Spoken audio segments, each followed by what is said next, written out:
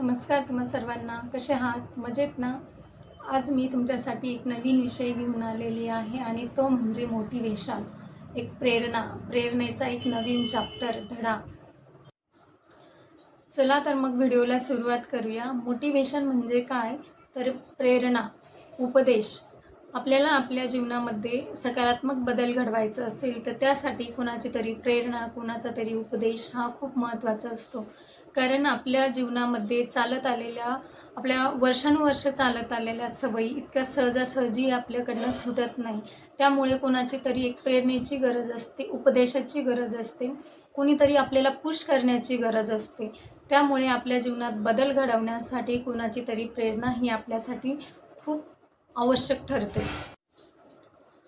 उत्साही आणि शक्तिशाली विचार हे आपल्याला आपल्या ध्येयाच्या दिशा दाखवतात, आपल्याला संघर्षावर मात करायला शिकवतात. आपण आपल्या नेहमीच्या आयुष्यात काय चूक करतो तर एखाद्या दिवशी आपण कुणाचे तरी मोटिवेशन ऐकतो आणि त्या दिवशी आपल्यामध्ये खूप एनर्जी निर्माण होते, काहीतरी करून दाखवण्याची एनर्जी निर्माण होते, पण दुसऱ्याच दिवशी ती पूर्णपणे गायब झालेली असते. रोज ॲक्टिव्ह राहण्यासाठी आपल्याला रोज मोटिवेशनची गरज असते, कुणाच्या तरी उपदेशाची गरज असते. त्यामुळे आपण रोज थोडं थोडं का होईना कुणाचं तरी मोटिवेशन घेतलं पाहिजे, कुणाचा तरी उपदेश ऐकला पाहिजे. त्यामुळे आपल्या जीवनामध्ये आपल्याला सकारात्मक बदल आपण घडवू शकतो. जसं आपलं शरीर चालवण्यासाठी आपल्याला रोज जेवणाची गरज असते. आपण 2 दिवसाचं जेवण एकदाच तर नाही करू शकत ना, की 2 दिवस जेवण केलं आणि 2 दिवस जेवणच नाही करायचं.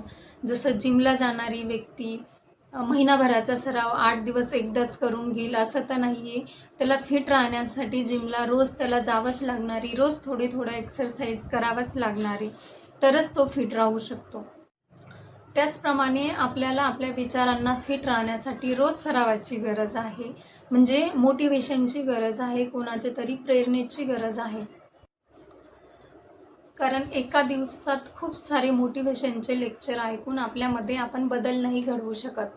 आपल्यामध्ये बदल घडवायचा असेल तर आपल्याला रोज थोडा सराव करावाच लागेल. कारण कुठलीही गोष्ट एकदाच केल्याने नाही होत, तर तिला एक ठराविक वेळ ही द्यावीच लागते.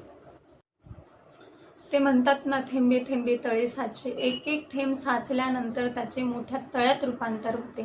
त्याप्रमाणे आपण एक एक चांगला विचार करत गेलो, त्याप्रमाणे कृती करत गेलो, तर नक्कीच एक दिवस आपल्या चांगल्या विचारांचे परिवर्तन एक चांगल्या व्यक्तिमत्वात होते. त्यासाठी आपल्याला कष्ट तर घ्यावेच लागतात.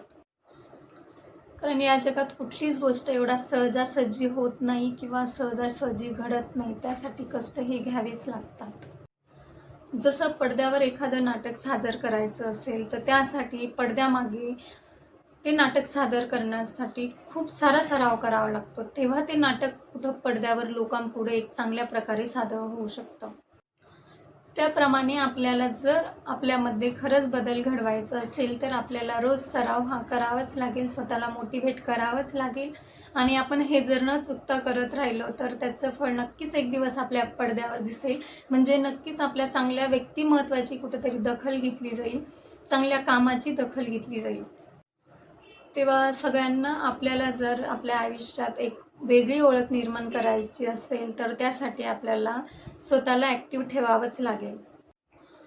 ॲक्टिव्ह राहण्यासाठी आपण रोज एखादं पुस्तक वाचू शकतो किंवा एखाद्या चांगल्या व्यक्तीचे आपण व्हिडिओ बघू शकतो किंवा आपले भरपूर साधू संतांचे आपण कथा प्रवचन ऐकू शकतो आणि त्यामध्ये तर सगळ्यात जास्त आपल्याला बदलवण्याची एक शक्ती असते.